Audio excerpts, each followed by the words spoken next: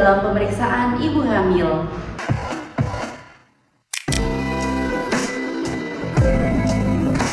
Yang pertama, timbang berat badan dan pengukuran tinggi badan. Pengukuran tinggi badan ibu hamil umumnya hanya dilakukan 1 kali pada kunjungan pertama pemeriksaan kehamilan.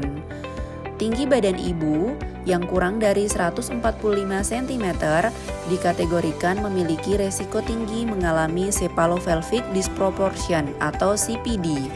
CPD adalah kondisi di mana ukuran panggul ibu terlalu kecil dibandingkan ukuran kepala janin, yang dapat menyebabkan kesulitan saat persalinan normal. Selanjutnya, penimbangan berat badan dilakukan setiap kali kunjungan pemeriksaan kehamilan.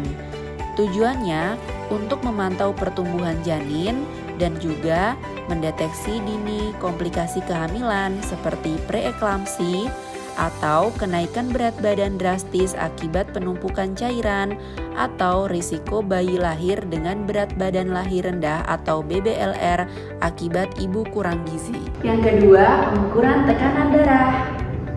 Pemeriksaan ini wajib dilakukan pada setiap kali kunjungan antenatal.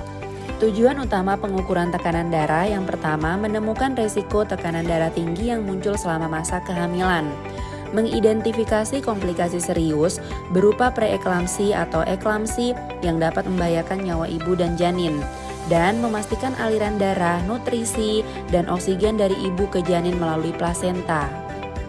Jika tekanan darah 120/80 mmHg, ibu hamil disarankan untuk menjaga pola makan dan rutin bergerak. Jika tekanan darah 140/90 mmHg atau lebih, bidan akan melakukan pemeriksaan lanjutan seperti tes protein urin dan melakukan rujukan jika diperlukan. Jika tekanan darah 90/60 mmHg, kondisi ini sering memicu keluhan pusing atau lemas pada ibu. Yang ketiga, pengukuran lingkar lengan atas. Pengukuran lila merupakan metode screening penting untuk menilai status gizi ibu hamil. Kekurangan gizi dapat mempengaruhi tumbuh kembang janin dan menyebabkan bayi lahir dengan berat badan rendah atau BBLR. Batas normal ukuran lila ibu hamil adalah 23,5 cm. Jika hasil pengukuran kurang dari 23,5 cm, ibu hamil dinyatakan beresiko mengalami kurang energi kronis atau KEK. Ibu hamil disarankan untuk mengkonsumsi makanan yang kaya protein, karbohidrat kompleks, lemak sehat, vitamin, dan juga mineral untuk mendukung status gizi ibu hamil. Yang keempat, pengukuran tinggi fundus uteri. Pengukuran tinggi fundus uteri atau TFU bertujuan untuk memperkirakan usia kehamilan dan melihat apakah pertumbuhan janin di dalam rahim normal atau tidak, juga untuk melihat taksiran berat janin. Selain itu, pengukuran ini dilakukan dengan mengukur jarak dari tulang kemaluan hingga puncak tertinggi rahim atau fundus uteri. Yang kelima, tentukan presentasi dan denyut jantung janin. Kedua pemeriksaan ini bertujuan untuk mengetahui posisi janin dan mendeteksi gawat janin. DJJ normal berkisar antara 120 hingga 160 kali per menit. Jika DJJ terlalu lambat dan terlalu cepat, ini merupakan indikator awal gawat janin. DJJ janin biasanya sudah bisa dideteksi dengan fetal Doppler atau USG pada umur kehamilan 16 minggu. Sementara itu, pola detak jantung janin bisa dipantau menggunakan KTG sejak usia kehamilan 28 minggu.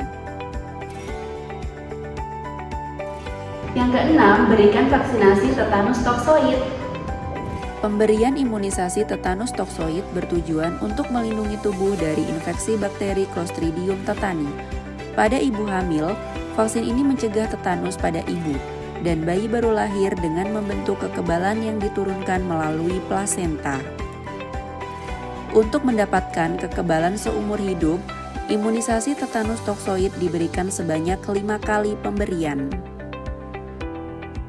Pemberian tablet tambah darah minimal 90 tablet selama kehamilan. Selama masa kehamilan, volume darah ibu meningkat hingga 50%. untuk mendukung pertumbuhan janin dan perkembangan plasenta.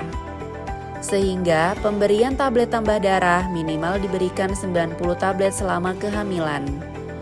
Pemberian tablet tambah darah bertujuan untuk membantu memproduksi hemoglobin agar ibu tidak mudah lemas, pusing, atau terlihat pucat. Selanjutnya, meminimalkan risiko perdarahan hebat yang sangat berbahaya saat proses melahirkan dan menambah cadangan energi.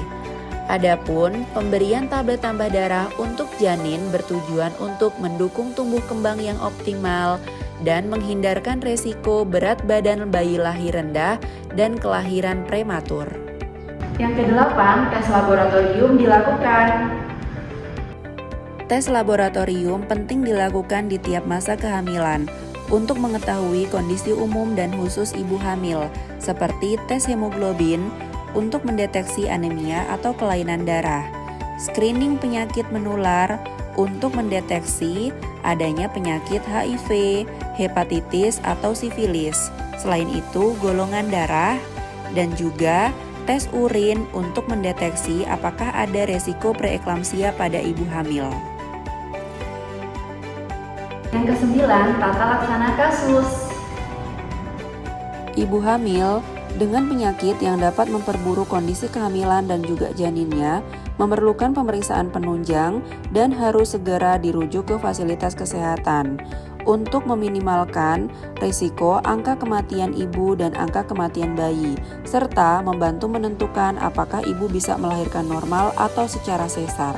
Yang ke-10, temu wicara dan konseling. Temu wicara atau konseling adalah sesi komunikasi dua arah antara bidan dan juga ibu hamil. Sesi ini bertujuan untuk memberikan edukasi, menyampaikan hasil pemeriksaan, serta memberikan solusi atas keluhan yang dialami ibu selama kehamilan. Materi yang dibahas dalam temu wicara meliputi kesehatan ibu hamil, perilaku hidup bersih dan sehat, nutrisi dan gizi, tanda bahaya kehamilan, perencanaan persalinan, perawatan bayi baru lahir, keluarga berencana, dan juga dukungan psikologis.